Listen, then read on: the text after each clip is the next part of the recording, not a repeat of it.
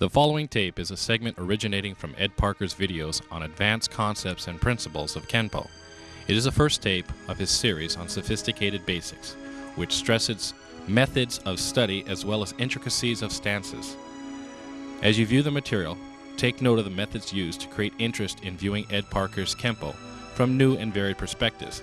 Comprehending the relationship of precise categorizing of basic ingredients, you will make conscious of the importance of progressive learning as well as recognize the value of Ed Parker's unique discoveries.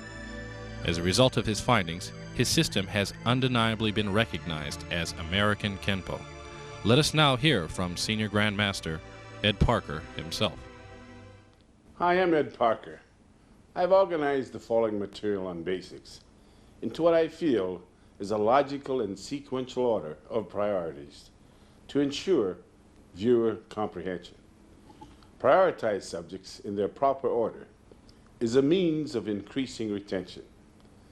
American Kenpo is divided into three major divisions: basics, self-defense, and freestyle or sparring. Each are further broken down into subdivisions. Technically speaking, basics are all physical moves or gestures executed with specific intent or purpose. Depending upon how these moves or gestures are employed, they can be defensive, offensive, or can accomplish both purposes simultaneously. When applied, they can be used to oppose, ride, borrow, or steal force, feint, sprain, dislocate, fracture, rupture, maim, rip, tear, claw, hook, poke, slice, rake, buckle, check, maneuver, trip, grab, lock, twist, pinch, butt, bite, throw, pull, along with numerous other accomplishments. Stated differently, basics are the fundamentals of Kenpo that aid in the development of the mind and body in its preparation for physical combat. Like other fields of learning, its roots stem from a logical and systematic foundation. Paralleling our written language, each move learned, whether defensive or offensive, can be considered an alphabet of motion. When alphabets of motion are combined, they form words of motion. Combinations of words of motion then form sentences of motion.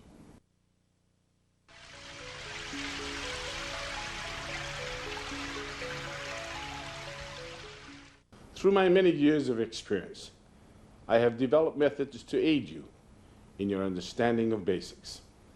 As mentioned previously, comparable rudiments of our spoken language can be employed to boost our understanding of Kenpo. Learning moves in isolated steps is like learning words phonetically. For example, when we learn to pronounce the words cat, bat, and rat, we learn to say them phonetically as cat-at, bat-at, and rat. This method of pronouncing and enunciating our words taught us how to become articulate with our vocabulary. Likewise, motion learned in isolated steps teaches us to become articulate with our movements. It teaches us how to pronounce each move correctly, distinctly, and consistently.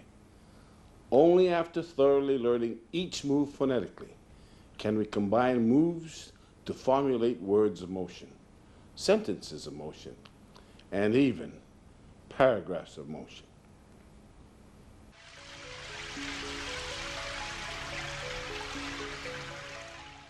Another method that can be employed is by the numbers.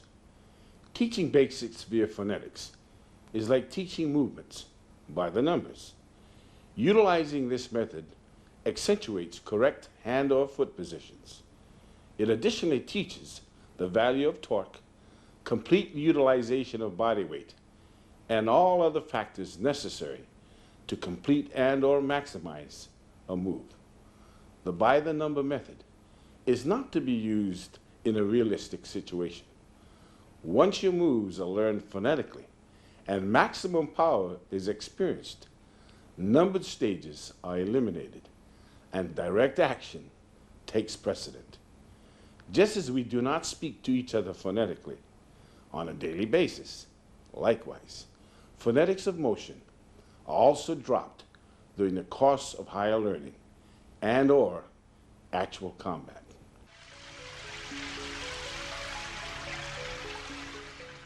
Another method is the use of the clock principle.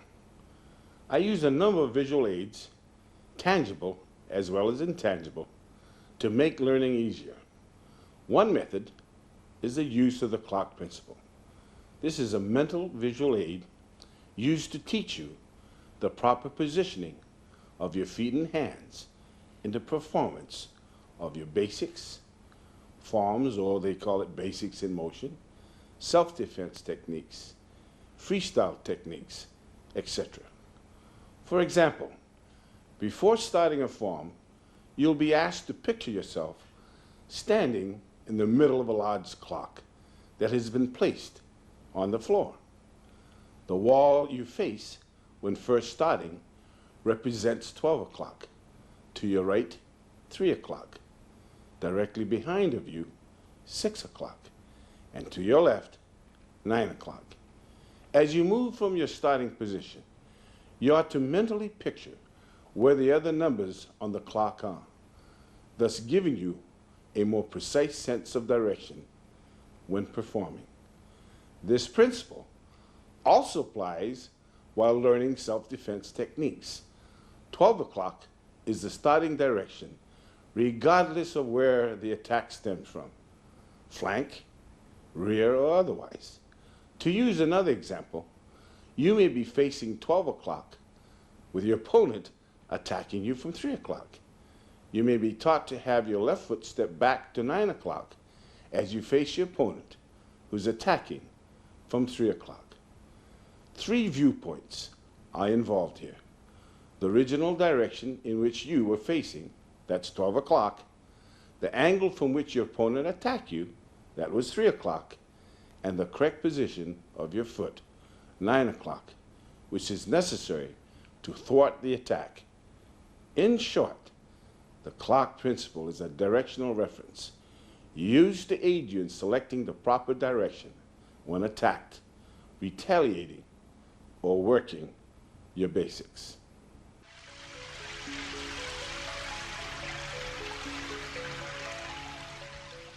To further enhance retention, I employ the mathematic and geometric symbol concepts.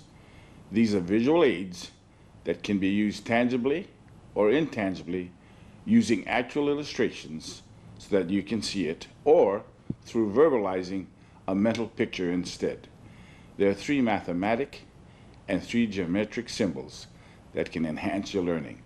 The 3 mathematic symbols are the minus sign, used in subtraction, the plus sign, used in addition, and the times sign, used in multiplication.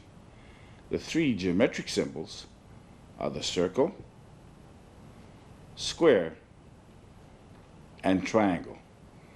All of these symbols will be used periodically throughout my videos to simplify your learning.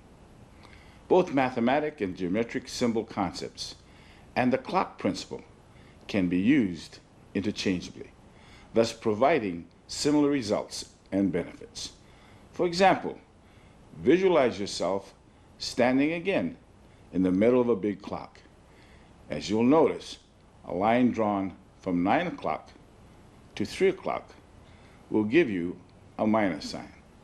Superimpose it with a line from 12 o'clock to 6 o'clock and it will create a plus sign.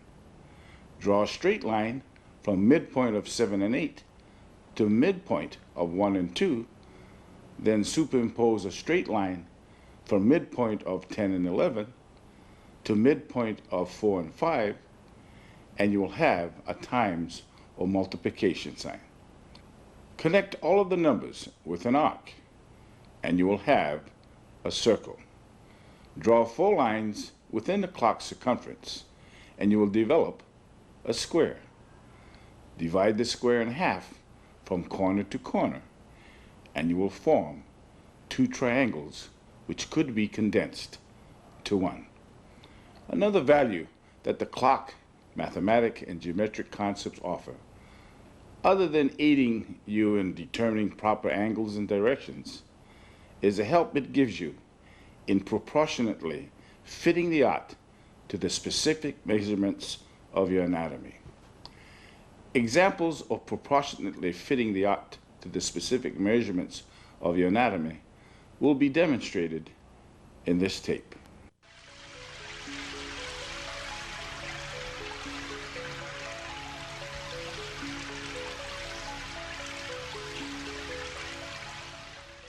A more sophisticated visual aid encompassing all of these methods, in addition to others, can be found in the universal pattern. This pattern is the most important catalyst contributing to my creative knowledge. Through it and by it, I have been able to extensively structure American Kenpo. It has opened up untold avenues that have given me answers beyond my comprehension. Because of it, I have learned to effortlessly convert embryonic moves to sophisticated moves and to differentiate between the terms opposite and reverse, especially when applying them defensively as well as offensively. To get a trifle idea of how it can be applied, visualize yourself in the middle of a completed universal pattern. As you can observe, the directions, angles, and orbits that you can pursue are numerous.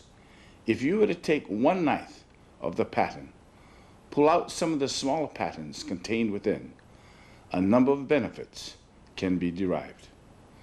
There are overlapping circles using both arms, which can be used as an exercise or employed on a partner. The horizontal figure 8 using a single arm can also be used as an exercise or employed on a partner.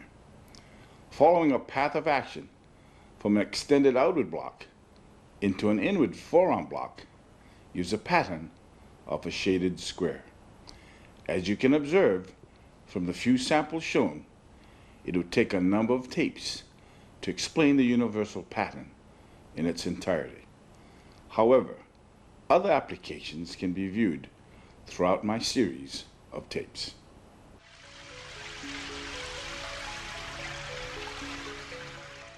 I am convinced that basics can be more thoroughly understood, be of greater value, and be more quickly learned if teaching methods encouraged analyzing and comparing past and present life experiences.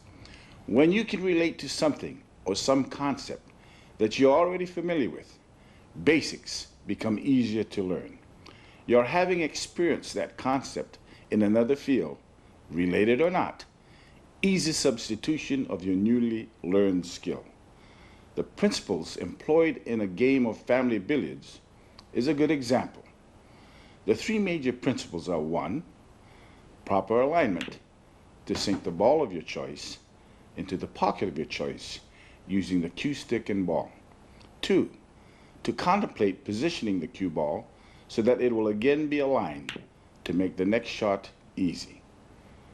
And 3, should your winning streak end, have the ability to place the cue ball in an awkward position to disallow your opponent from making a clear shot.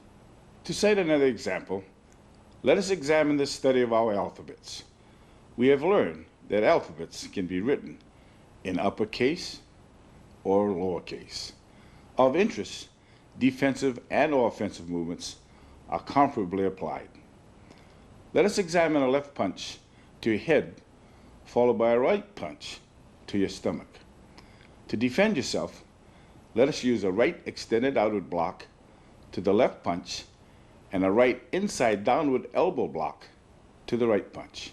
You'll find that the blocks are much faster and safer than if we were to use our right fist to block the punches. The parallel here is that the high extended outward block is an uppercase movement, whereby the second block is a lowercase movement. As the examples demonstrated, when your new experiences and/or concepts parallel your old, you can be assured that you're getting closer to understanding the concepts of American Kenpo.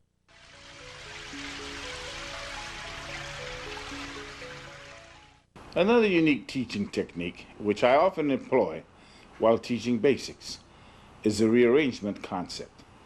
Since many are only interested in obtaining sufficient knowledge of how to cope with average encounters, the rearrangement concept works well. The concept teaches you how 4 basic moves through the rearrangement process can produce 24 possible combinations without using the same combination twice. Knowledge of the rearrangement concept is important because there are no two situations exactly alike in a confrontation. Therefore, to have a set sequence of moves in mind when countering your opponent is unrealistic. The rearrangement concept makes it capable for you to blend with the action as it occurs, even though your knowledge of moves may be limited. It is the expansion of your limited knowledge that will give you the edge.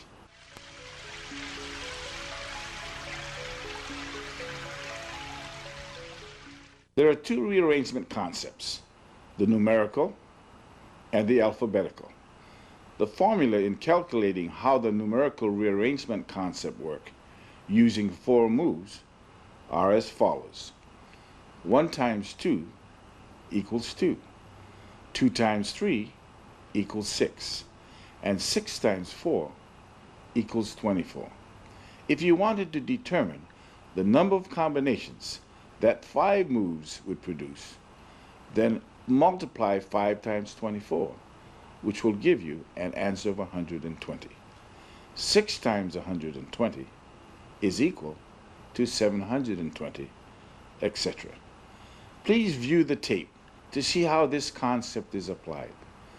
To best understand how the numerical rearrangement concept works, let us examine a self-defense technique containing 4 moves and assign each move a number from 1 to 4. Assuming that the sequence of 4 moves flows without interruption, let us assign number 1 to a right inward block executed on the inside of your opponent's right punch. Number 2 to a right chop executed to the right side of your opponent's neck. Number 3 to a right inward horizontal elbow strike to the left side of your opponent's jaw. And number 4 to a right back downward hammer fist strike to your opponent's groin. This sequential flow of movements can be extremely effective if your opponent responds to your action and makes no effort to intentionally or unintentionally obstruct your flow of 4 sequential movements. Let us assume that an opponent does make an effort to defend himself by placing his left hand in a guarding position. If this occurs, let us now see how we can still use the same 4 moves by exercising a simple sequential change employing the numerical rearrangement concept to make it work. Although the sequence of movements will be altered, an uninterrupted flow can still be obtained despite of your opponent's attempt to protect himself. The first move is the same with one exception. Your opponent's left hand is in a guarding position. From move number 1, you can shift into move number 4, then move number 3, and conclude with move number 2. Needless to say, other combinations could be used effectively. The alphabetical rearrangement concept follows the same format used in the formation of words. Letters picked from our alphabetical system, when properly arranged, can create words that are familiar to us. Like the numerical rearrangement concept, limited knowledge of the complete alphabetical system can still prove effective if the rearrangement concept is thoroughly understood. For instance, if you were to only learn the alphabet from A to G, you can still benefit from this limited knowledge, provided you learn that from these 7 letters of the alphabet, you can create words such as add, dab, ace, face, fed, fad, deaf, etc. When each of these 7 letters are used more than once, words such as deed, dad, feed, etc. can then be created. As you can observe, you can create a surprisingly large number of words, even though your knowledge of the alphabets may be limited.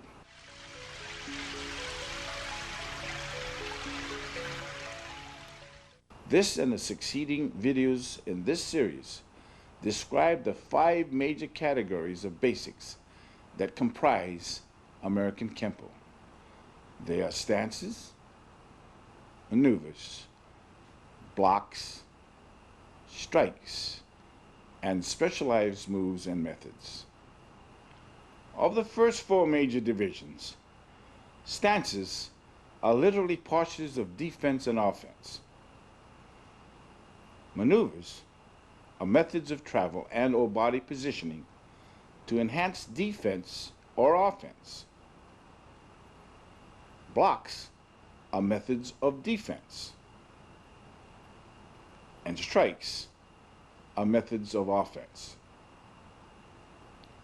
The 5th division identifies those moves and methods that cannot be categorized under the first 4 divisions and that unquestionably contain individual characteristics of their own.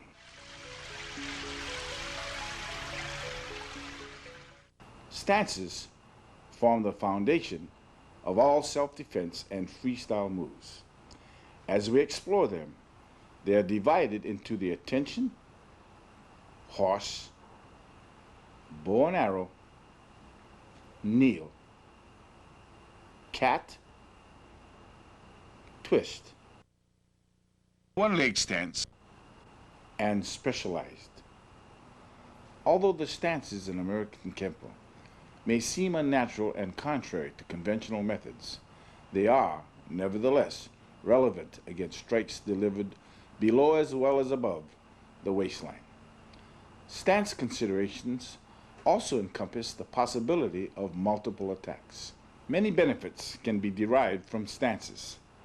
They improve balance, give automatic protection to vulnerable areas, can be used to increase or decrease distance, aid in increasing one's power, assist in buckling, checking, or breaking an opponent's leg, allows for greater maneuverability, enhances an individual's peripheral vision, and much more. Stances can be learned in a variety of ways. The simplest procedure is to learn stationary stances.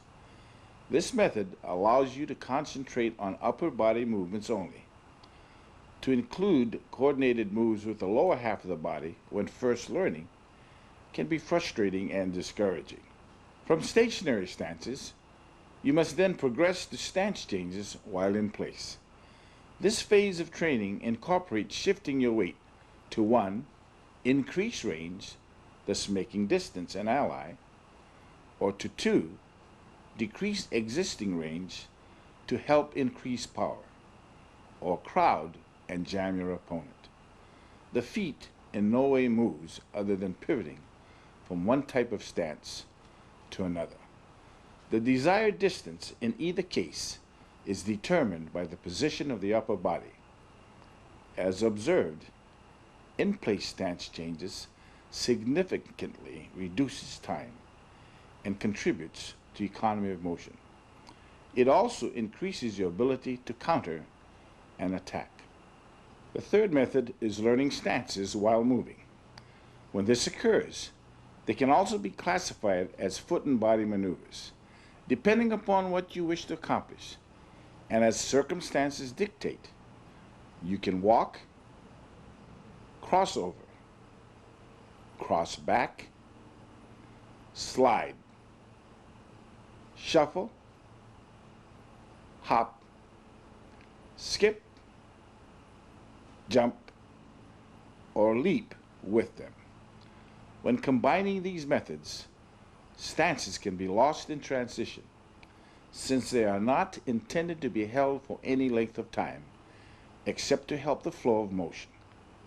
However, if you were to isolate each move, specific stances would be distinguishable. Through continuous practice, you will execute stance changes in motion with balance, poise, and power.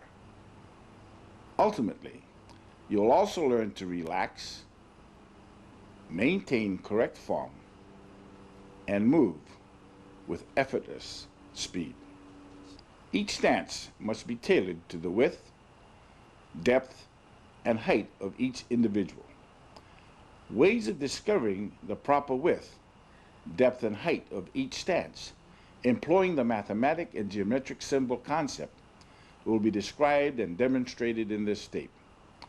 Study these methods thoroughly. They will aid you in making each stance work more effectively for you.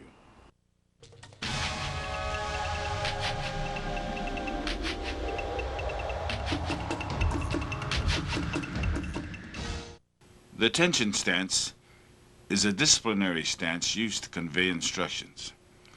It is also an intro move prior to reacting to a command.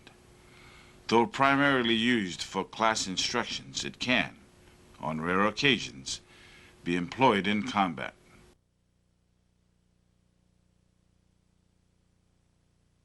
Like the military and other similar agencies, the feet are placed together, kept flat, with the back straight, head erect, and weight equally distributed between feet. Foot position, feet together, toe-toe, heel-heel. Weight distribution, 50-50. Reason and purpose, to convey instructional information, to teach discipline and respect, and help you to be more attentive.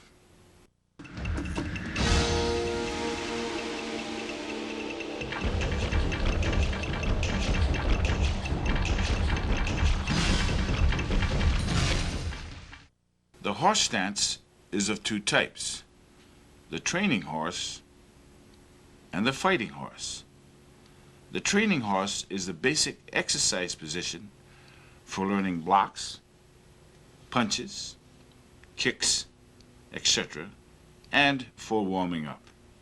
The horse stance is also utilized as a meditating ritual when beginning and closing classes. Why the name? This stance is called the horse stance because it resembles the position used while riding a horse. The horse stance is frequently used in forms, self-defense techniques, and freestyle techniques as an important stance change. The distance between feet is critical, but it will vary according to you.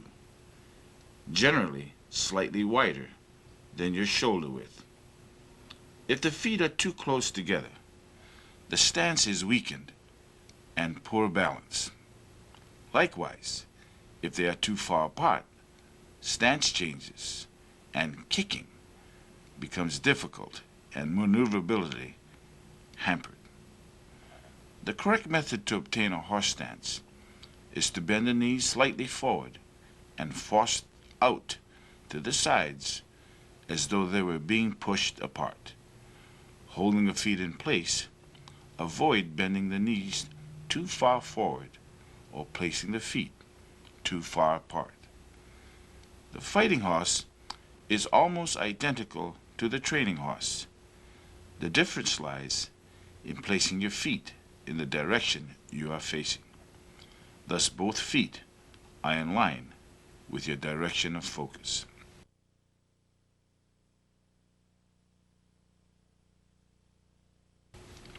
Analytical study of the horse stances. Keep your chin up. Relax your shoulders. Keep your head erect and body perpendicular to the ground.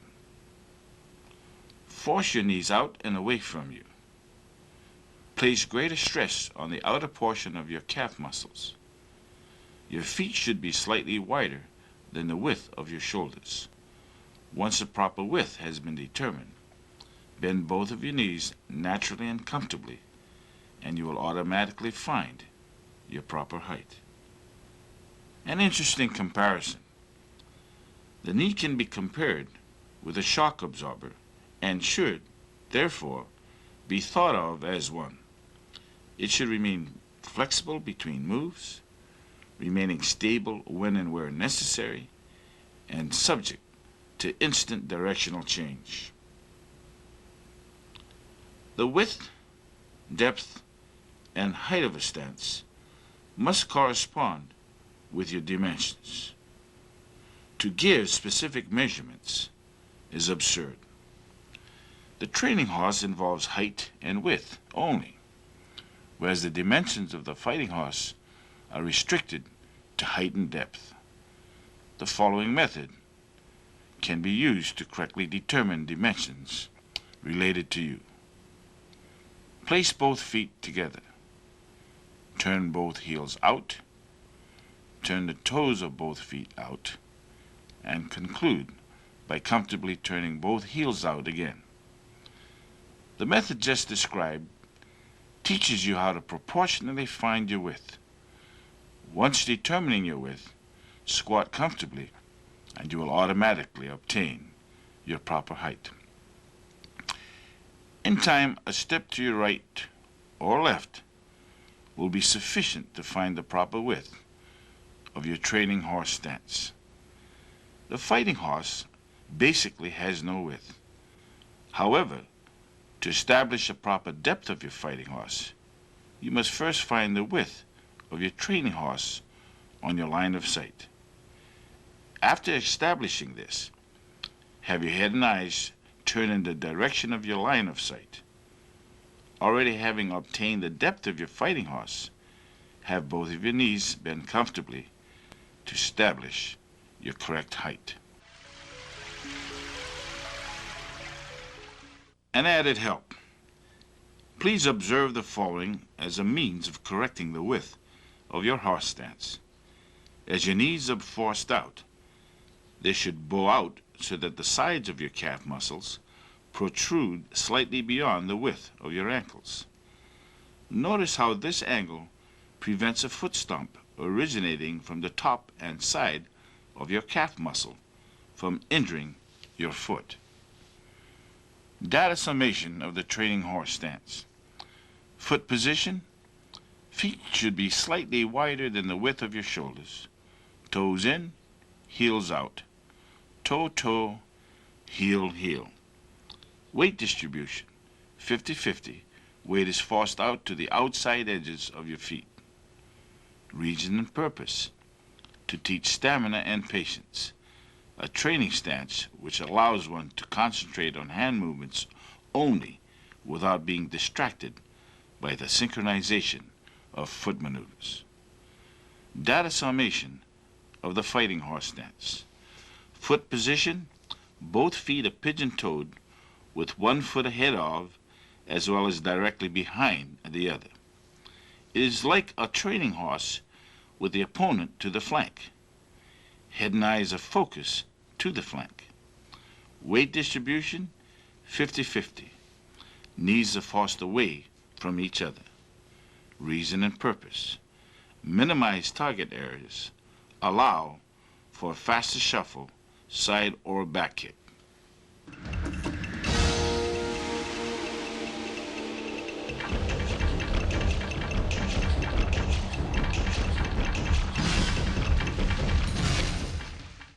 There are three types of bow and arrow stances: the neutral bow, forward bow, and reverse bow.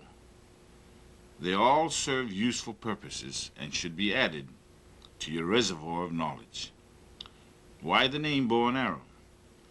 The bow and arrow stance was named because of the positioning of the stance. As you will notice in the graphic, when a Chinese bow is superimposed on a forward bow stance, they are almost identical. The forward or bent leg forms part of the bow, and the rear or stiff leg represents the arrow. Neutral bow and arrow stance. The neutral bow is a strong stance and presents a small target. Consequently, the neutral bow is a good stance for sparring or when engaged in actual combat. It is also an important stance when executing your forms and self-defense techniques.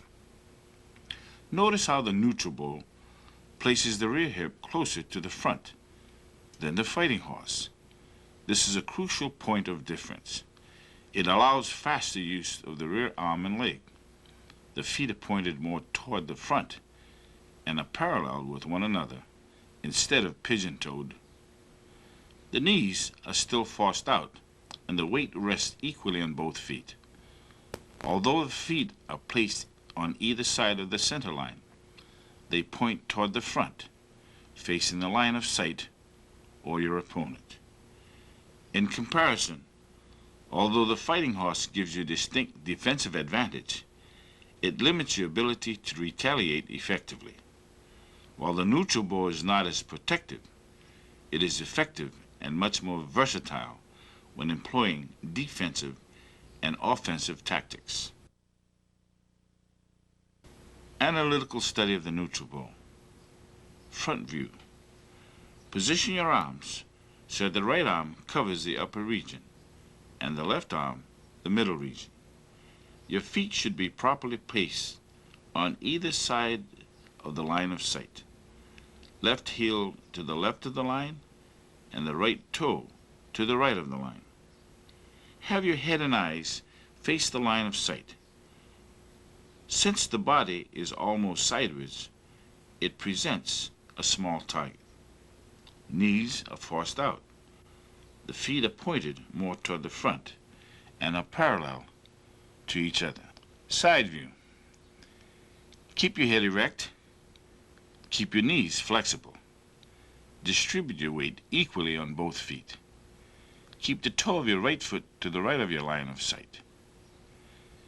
Keep the heel of your left foot to the left of your line of sight. Position your arms so that one is high and the other low. Make sure this policy is adhered to when the arms are switched. Keep your back straight. Finding the proper dimensions. To find the proper width of a right neutral bow, have the heel of your left foot line up with the toe of your right foot. Depth can be found by dropping the knee of your left leg so that it is in line with the heel of your right foot. You should be on the ball of your left foot when you plant your knee. Once your width and depth are determined, have both knees bend naturally, and the proper height will be arrived at automatically. Data summation of the neutral bow. Foot position, one foot ahead of the other, utilizing the toe-heel relationship to determine the proper depth. Both feet should run parallel to each other and at an angle of 45 degrees from your opponent. Weight distribution, 50-50. Reason and purpose. Gives you greater mobility, allowing you to retreat or advance with ease. The forward bow and arrow stance is primarily used in a stance change to extend the reach of the rear arm and increase its power. The most important contribution of the forward bow is as a stance change between neutral bows.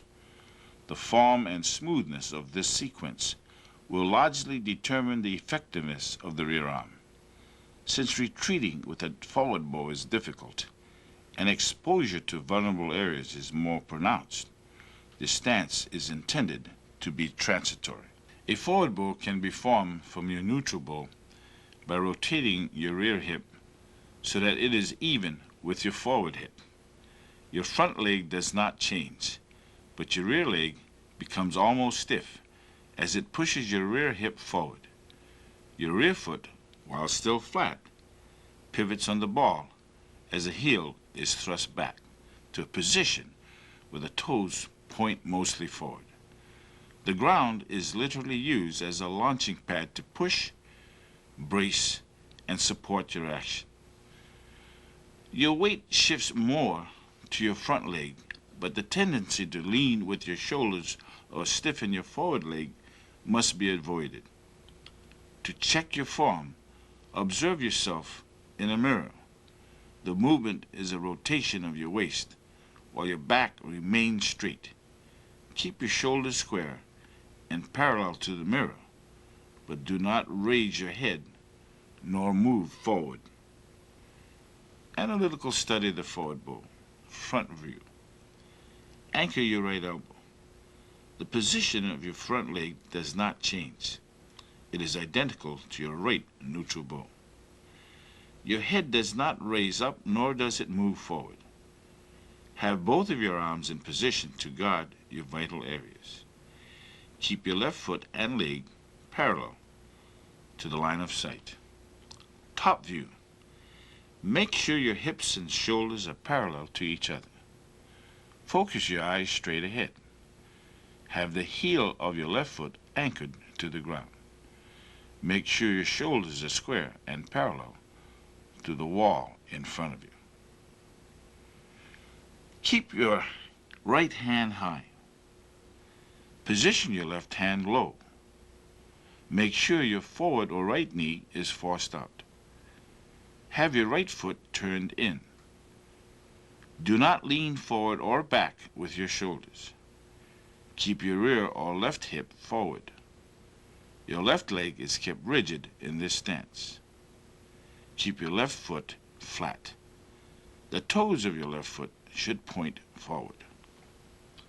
Finding the proper dimensions. Finding the proper dimensions for the forward bow are simple. First, find the dimensions of your right neutral bow. Once this has been determined, have the heel of your left foot thrust back by pivoting on the ball of that foot. Push your left hip forward as you stiffen your left leg so that both hips line up with each other. Upon completing this adjustment, all dimensions, width, depth, and height would be established automatically.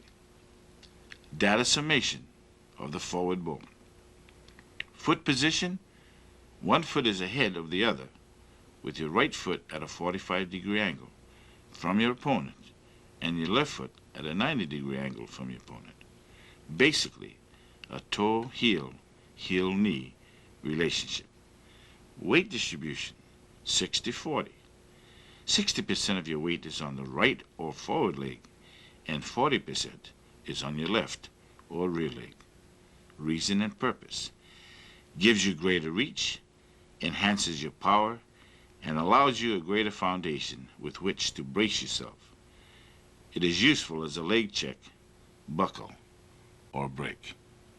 Reverse bow and arrow stance. The reverse bow and arrow stance is essentially the same as a forward bow, with the head and shoulders turned to the back. As a stance change, the reverse bow serves three primary purposes. One, it creates distance by pivoting away. Two, rotation can increase the power of certain strikes. And three, as the leg stiffens, it can buckle or sweep. Analytical study of the reverse bow, front view. Have your rear arm protect your upper region. Have your forward arm protect your lower region. Keep your rear knee bent. Keep your forward leg stiff. Top view. Make sure your shoulders are parallel to your line of sight. Keep your forward foot flat. The foot position is the same as a forward bow, with the exception that the head and eyes are turned into the opposite direction. Side view. Have your head and eyes turned toward the opposite direction after establishing a forward bow. Keep your forward arm low. Thrust your heel out and then anchor it to the ground. Keep your rear arm high. Keep both feet flat. Finding the proper dimensions. Again, find the proper dimensions for a neutral bow. However, form the neutral bow in the opposite direction of your intended line of sight.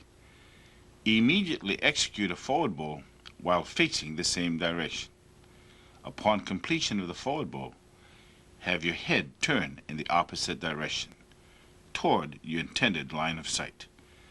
This final movement will automatically place you in a reverse bow with all dimensions, width, depth, and height, adjusted to your own specifications. Data summation of the reverse bow. Foot position. One foot is ahead of the other, with the forward foot at a 90-degree angle, heel out, from your opponent, and the rear foot at 45 degrees, heel out. This stance is the opposite, or reverse, of a forward bow, with your head and eyes turned toward your opponent. Weight distribution, 40-60. 40% of your weight is on the forward leg, and 60% on the rear leg. Reason and purpose. Allows one greater distance although remaining in place. Give greater power using opposing force. Is useful as a leg check, buckle, or break.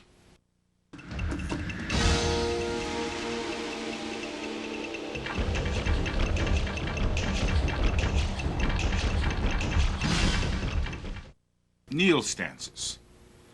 Kneel stances are of two types, wide and close. The major difference between the wide and close kneels is the space between the knees. The feet are basically the same distance apart in width as a neutral bow, but may vary in depth depending on circumstances. Three facts explains its use. 1.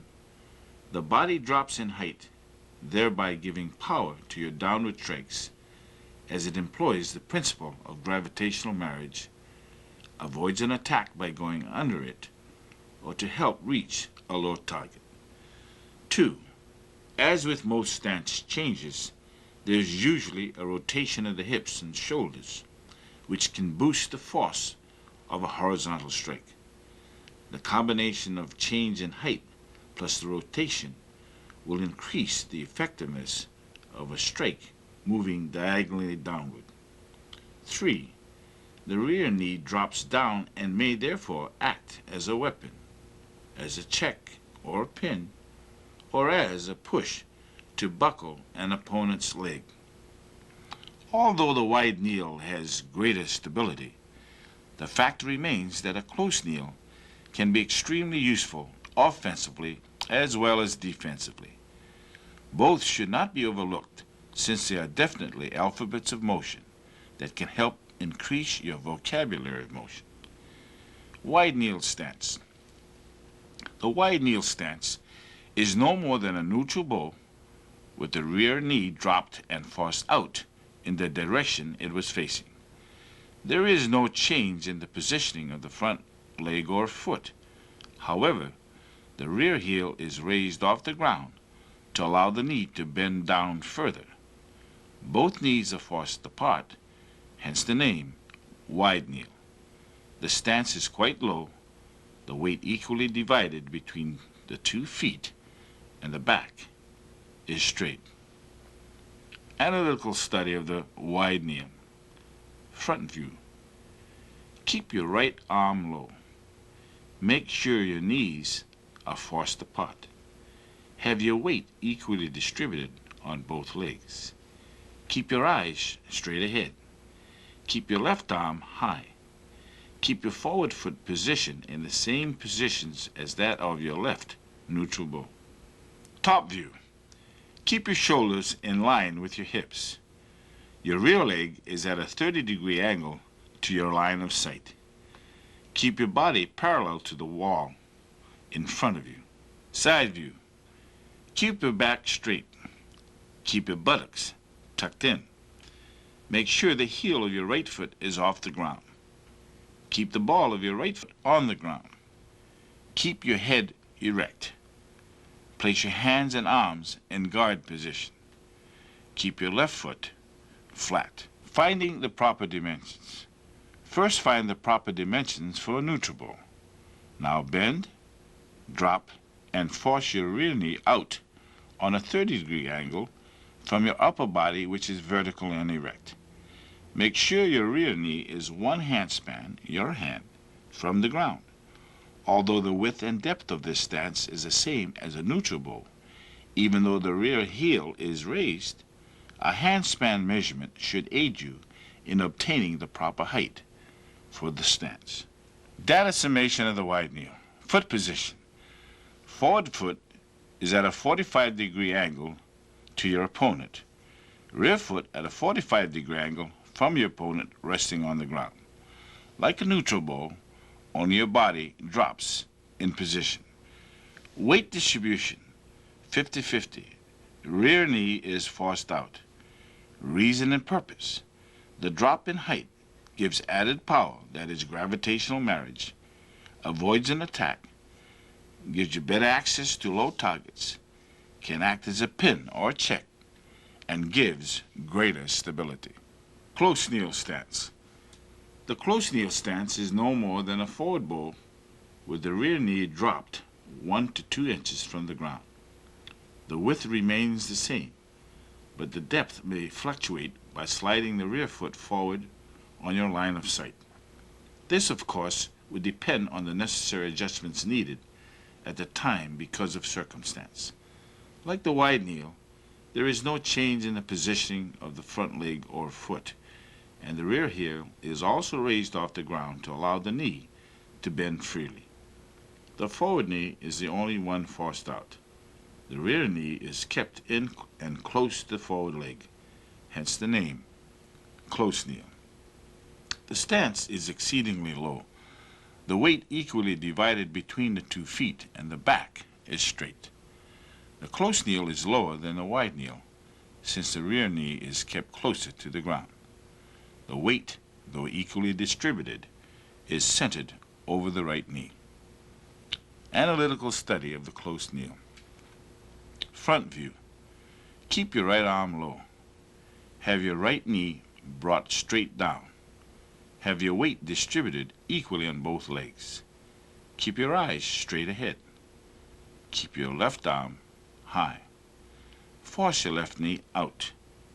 Your forward or left foot should be positioned identically to that of a left neutral bow. Top view. Your shoulders should be in line with your hips. Make sure your right leg is parallel to your line of sight. Line your body to that wall in front of you. Side view. Keep your back straight. Tuck your buttocks in. Raise your right heel off of the ground. Keep the ball of your right foot onto the ground. Keep your head erect. Make sure your arms and hands are in guard position. Keep your forward or left foot flat. Keep your right knee 1 to 2 inches off of the ground. Finding the proper dimensions. The first step is to find the proper dimensions for a forward bow. Once obtained, bend and drop your rear knee straight down toward the floor and about 1 to 2 inches from it. Make sure your rear knee does not touch the ground, although the width and depth of this stance is the same as a forward bow. Even though the rear heel is raised, having your rear knee 1 to 2 inches from the ground should aid you in obtaining the proper height for this stance. Data summation of the close kneel. Foot position. Forward foot is at a 45-degree angle to your opponent. Rear foot is at a 90-degree angle to your opponent, resting on the ball of the foot with the heel off of the ground.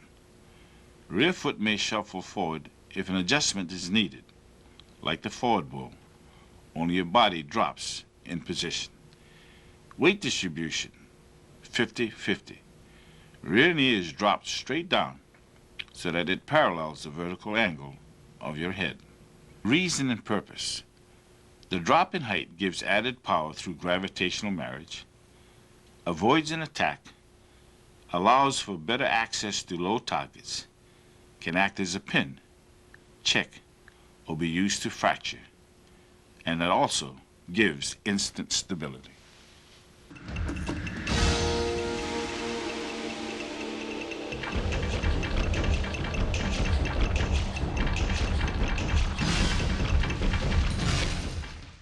The cat stance also consists of 2 types, 45-degree and 90-degree stances. In both of the cat stances, the forward leg rests lightly and is poised for a kick. Shifting the weight off of the front leg also provides a defense against a possible leg sweep.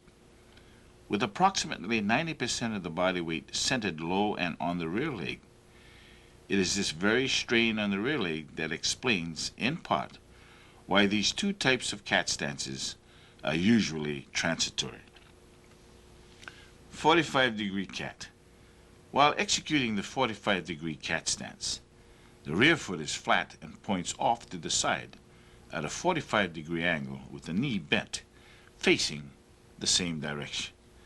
Since the thighs in this stance are relatively close together, the 45-degree cat, when in transition, protects the groin. The ball of the front foot, while resting on the ground, is in line with the rear heel and placed far enough forward so the side view shows the angle of the forward leg to be a little less than vertical. Analytical study of the 45-degree cat. Front view. Keep your right arm low. Remain flat on your right foot. Keep 90% of your weight on your right foot. Your eyes and head should face straight ahead. Keep your left arm high. Keep your thighs relatively close together. Plant the ball of your left foot only. 10% of your weight should be on your left foot. Top view. Keep your body parallel to the wall in front of you. Your hips should be in line with your shoulders. Your right knee and foot should be on a 45-degree angle. Your left foot should be on a 90-degree angle. Side view. Keep your back straight. Keep your head erect. Have your buttocks tucked in and make sure that it sits low. Bend your right knee. Have your arms and hands in guard position. Bend your left knee. Make sure your left heel is raised off of the ground. Make sure that both of your feet are pointed away from you. Your left foot is on a 90-degree angle. Your right foot is on a 45-degree angle. Other helpful information. There are many variations of the cat stance. The primary difference generally involves the forward foot.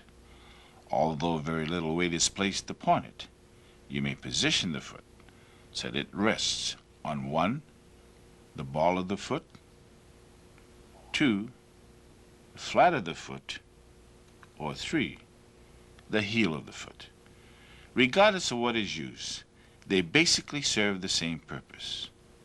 Special note, according to history, practitioners often place their bare feet on the ground in any one of the 3 variations demonstrated to feel the ground vibrations of approaching men or horses. Finding the proper dimensions. A helpful aid in finding the proper dimensions for a 45-degree cat is to again use the plus symbol to visually assist you. Position the rear foot so that the foot points out on a 45-degree angle. Place the heel of your forward foot against the heel of your rear foot. Now proceed to lift your forward foot and scratch a parallel and imaginary line where the big toe of that foot ends.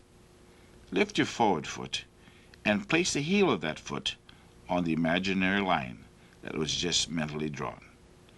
Place 10% of your weight on the ball of your forward foot and lean back so that the remaining 90% of your weight rests on your rear leg. Data summation of the 45-degree cat. Foot position. The toes and foot of your forward leg are on a 90-degree angle to your opponent, with the rear foot at a 45-degree angle to your opponent. They are 45 degrees from each other.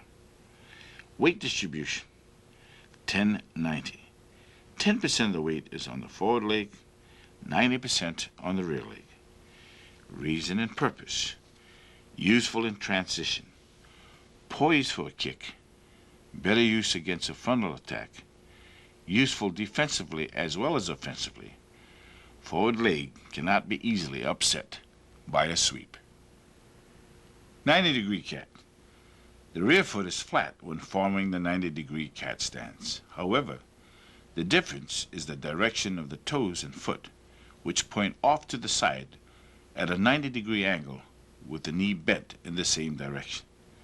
The thighs in this case are not close together as a 45-degree cat.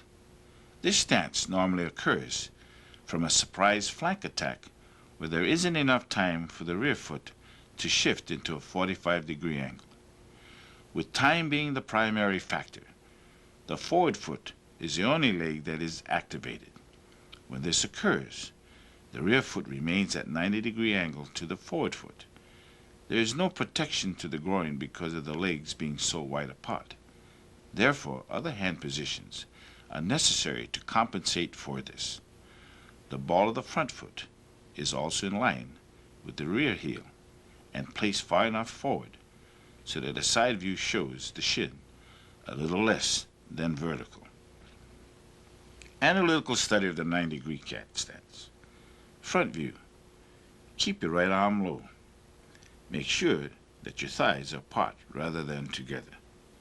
Keep your right foot flat on the ground. Keep your eyes and head focused straight ahead. Keep your left arm high. Plant the ball of your left foot. Place 90% of your weight on your right foot. Place 10% of your weight on your left foot. Top view. Your body should be parallel to the wall in front of you. Line your hips up with your shoulders. Make sure your right knee and foot on a 90-degree angle. Side view. Keep your back straight. Keep your head erect. Keep your buttocks tucked in and make sure it sits low. Make sure that both feet are pointed away from you. Place your arms and hands in guard position. Keep your left knee bent. Raise your left heel off of the ground. Your left foot is also on a 90-degree angle. Your right foot is on a 90-degree angle also. Finding the proper dimensions. Again, visualize an imaginary plus sign. This time, have your rear foot point out on a 90-degree angle. As with the 45-degree cat stance, the heel of your forward foot is placed against the heel of your rear foot. Lift your forward foot and draw an imaginary line with the big toe of that same foot. Lift your forward foot and place the heel of that foot on the imaginary line that was mentally drawn. Place 10% of your weight on the ball of your forward foot and lean back and over your rear leg so that the remaining 90% of your weight rests on that leg. Data summation of the 90-degree cat. Foot position. The toes and foot of your forward leg is at a 90-degree angle from your opponent with the rear foot parallel to your opponent, 90 degrees to your forward foot and leg. Both are 90 degrees from each other. Weight distribution, 10-90. 10% of the weight is on the forward leg, 90% on the rear leg. Reason and purpose. This stance is useful in transition when you're poised for a kick. It is best used against a flank attack. It is useful defensively as well as offensively. It would be difficult to upset your forward leg with a sweep.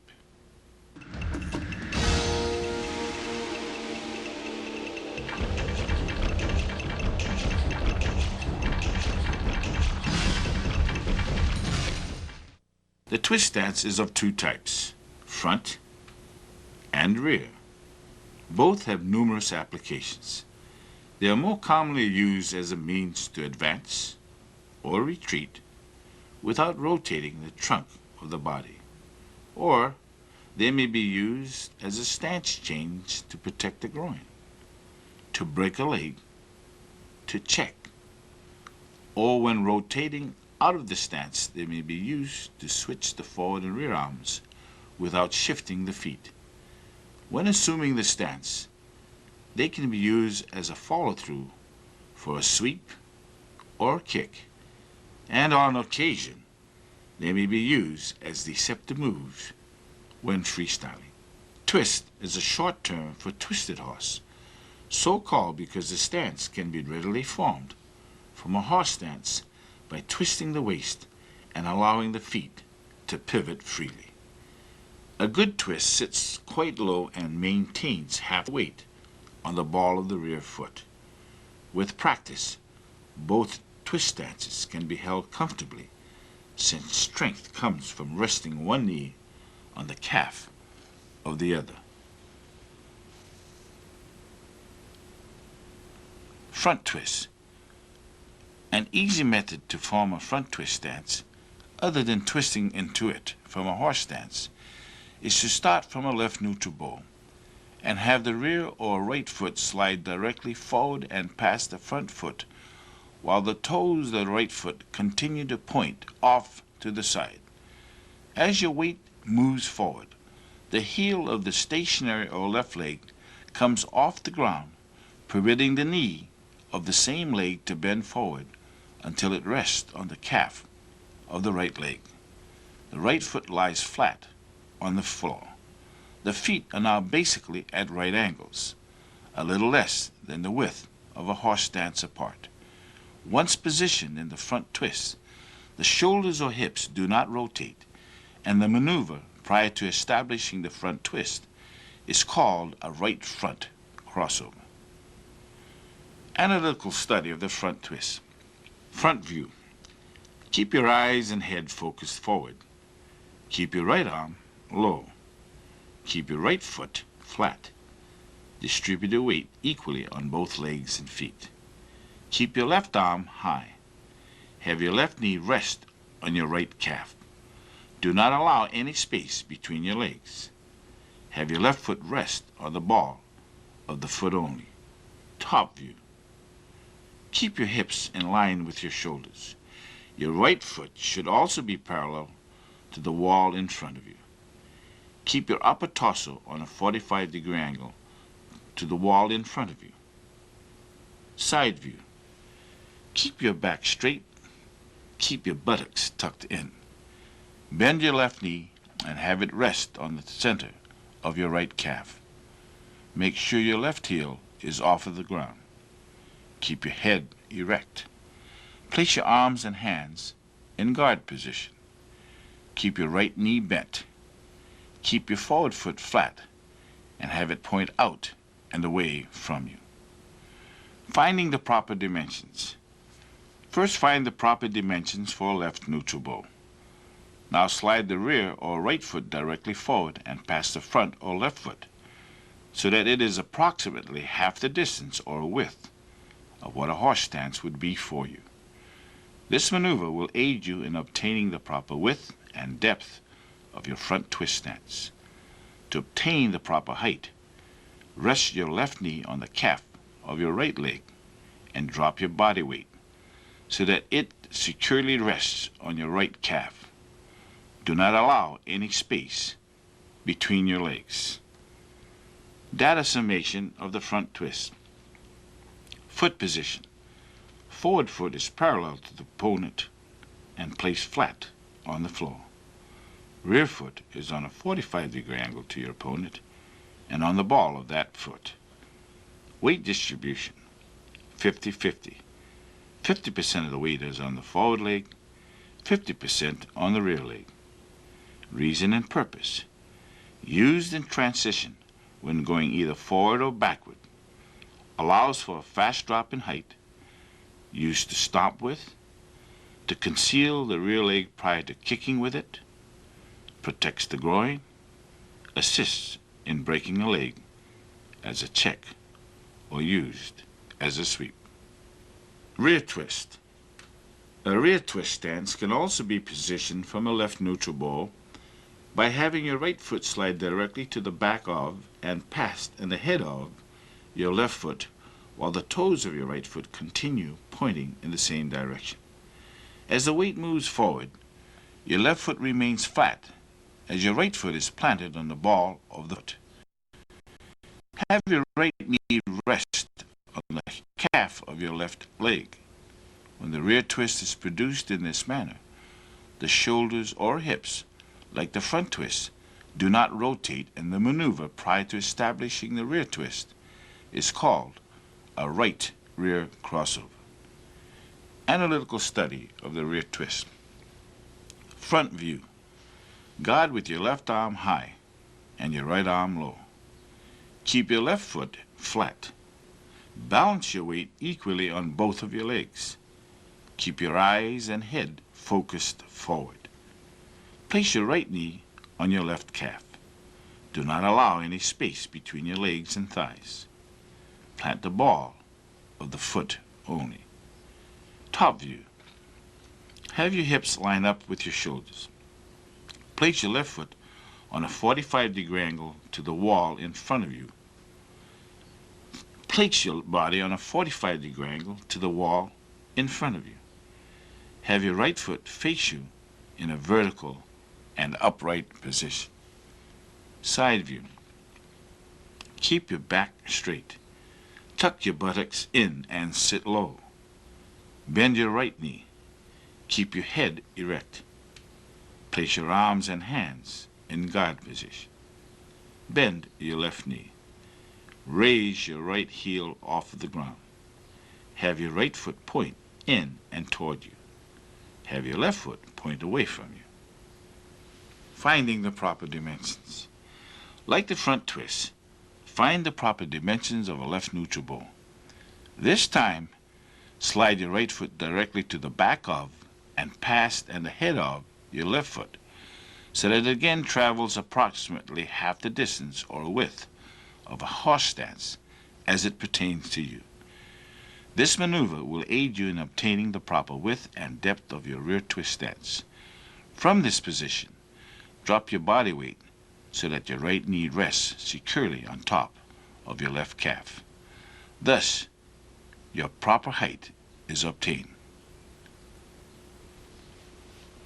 Data summation of the rear twist. Foot position. Forward foot or lead foot is at a 45-degree angle from your opponent, resting on the ball of that foot. Your rear foot, which is originally the forward foot, is parallel to your opponent and rests flat. Weight distribution, 50-50. 50% of the weight is on the forward leg and 50% on the rear leg. Reason and purpose.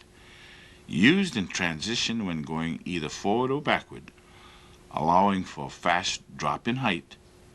Used to stop with, to break or check, and to protect the groin.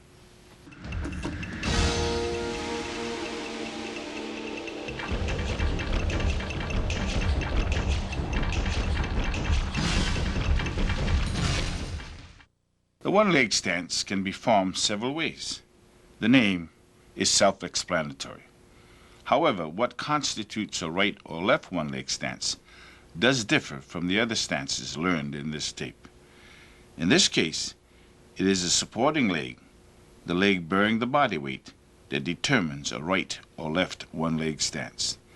The airborne leg, the leg which is raised, is not used as a determining factor because of the numerous positions, directions, and heights it can be placed in. The one-leg stance is commonly used while jumping from side to side to avoid a frontal or rear attack. It may arise out of a cat stance to avoid a leg sweep. Generally, it is a very useful transitory stance while shifting from one stance to another. On occasion, it may be used deceptively while freestyling. The hand positions can also vary depending upon the positions used when forming a one-leg stance. Important note: a one-leg stance can be formed by raising the rear leg instead of the forward leg. It does not have to be the forward leg. Analytical study of the one-leg stance. Front view. Keep your right arm low. Keep your eyes and head focused straight ahead. Keep your left arm high. Lift your left leg up and in the air. Keep your right foot flat. 100% of your weight is on your right foot. Top view. Keep your hips in line with your shoulders. Keep your body parallel to the wall in front of you. Make sure your right knee and foot are on a 45-degree angle. Position your left knee on a 90-degree angle. Side view. Keep your back straight. Keep your head erect. Make sure your arms and hands are in guard position. Keep your buttocks tucked in and have it sit low. Bend your right knee. Bend your left knee and raise it to waist level. Make sure both feet are pointed away from you. Even with your left foot in the air, it should still face on a 90-degree angle. Position your right foot on a 45-degree angle. Finding the proper dimensions. Two of the dimensions, width and depth, are missing. Height is really your only concern in executing a one-leg stance. In executing a one-leg stance, bend your supporting leg to a comfortable and balanced position and maintain it. Make sure that your entire weight is centered on your supporting leg. You can execute a one-leg stance from any of the stances mentioned in this videotape. Cock your suspended leg to any height or position. Turn your head in any direction and place your hands and arms in any position. You would still be positioned in a one-leg stance. That is summation of the one-leg stance. Foot position. Your leg is suspended and your knee points to the left or right. The rear leg is bent with the foot at a 45-degree angle from a left neutral ball to your opponent. The rear leg can be raised instead of the forward leg if desired. Weight distribution. 100% on your supporting leg. Reason and purpose. Use more to protect the groin area. Utilizes economy of motion when executing a side kick with the leg that is suspended in the air.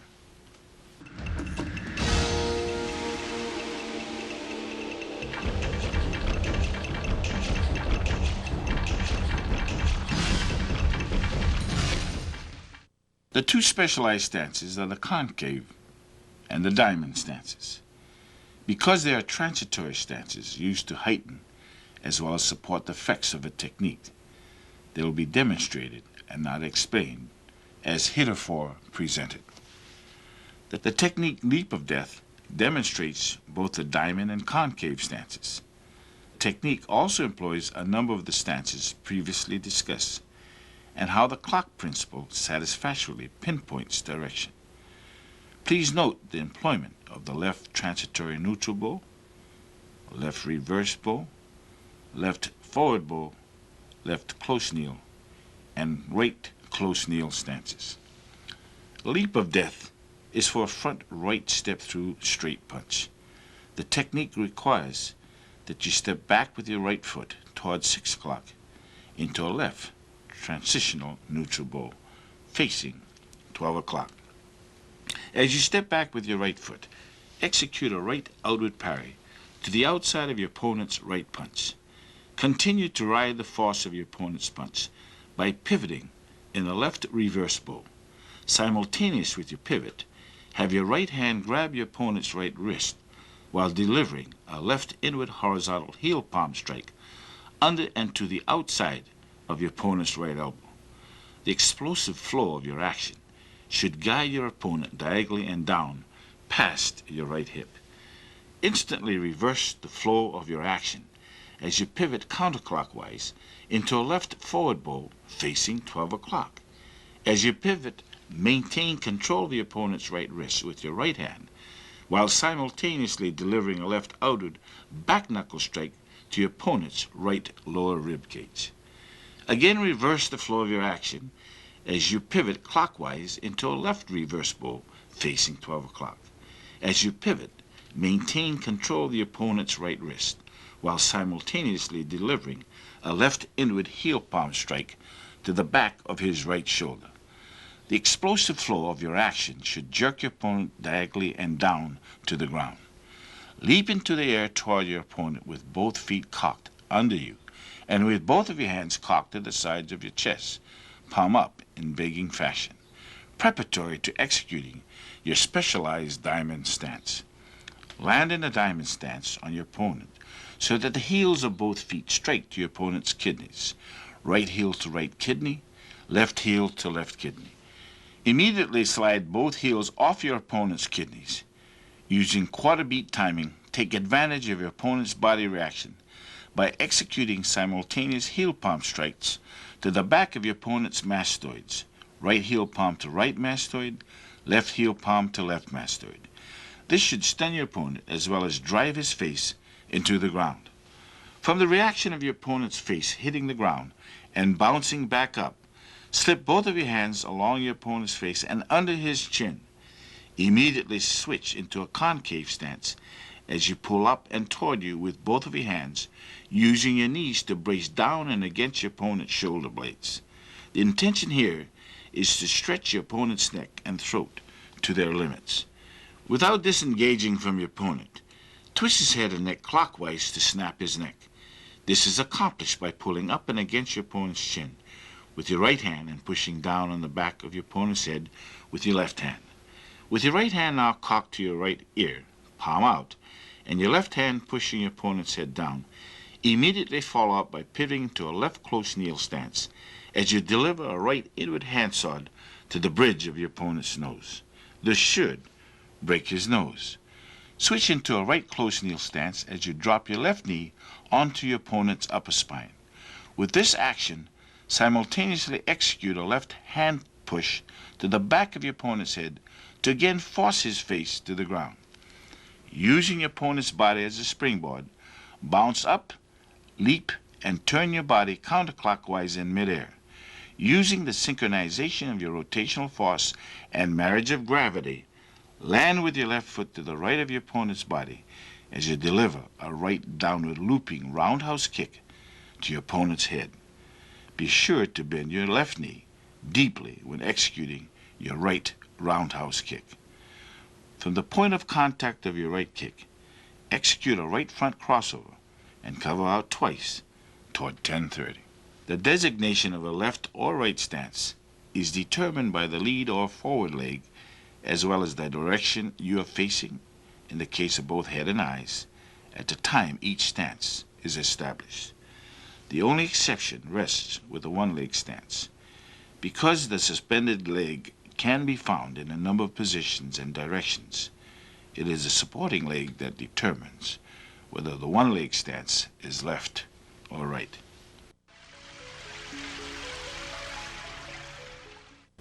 I hope you have enjoyed Sophisticated Basics 1.